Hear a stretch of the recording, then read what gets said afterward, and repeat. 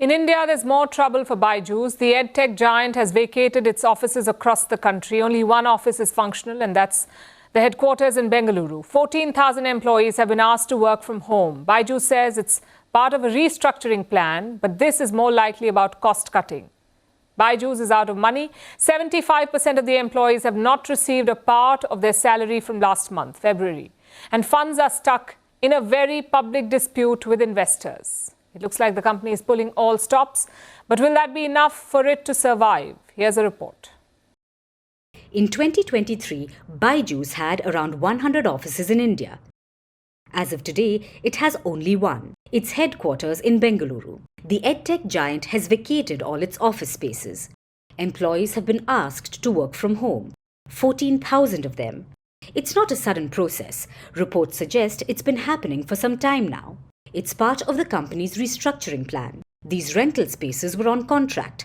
Once the leases ran out, Byjus did not renew it. The aim was to cut costs. However, the tuition centers are still running. Byjus has 300 of them. They are in-person coaching centers. Those will still be running.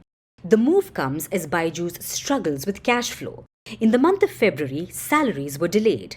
They were later dispersed, but 75% of the employees have only received a part of it. Byjus is reportedly struggling to repay a $1.2 billion loan. The company was depending on its $200 million rights issue. This was to raise capital and meet costs. But that remains stuck right now because of a tussle with investors.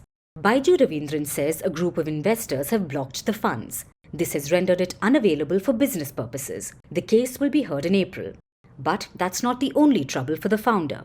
Last month, Byju's major stakeholders voted to remove Byju Ravindran. They wanted to strip him of his CEO tag.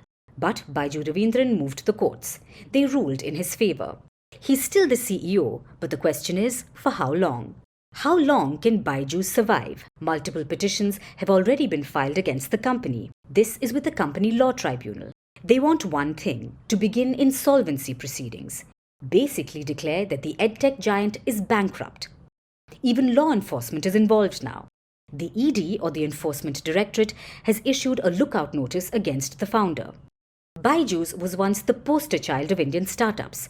In 2022, it was valued at $22 billion. They once signed Lionel Messi as their brand ambassador.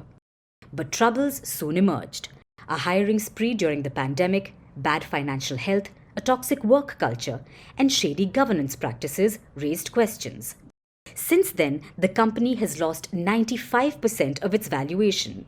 Byjus is worth around $1 billion right now. Its offices are being vacated. There have been multiple layoffs. Salaries are delayed. Investors want Byju Ravindran out. Shareholders have lost confidence. And Byjus is selling its business units to raise money.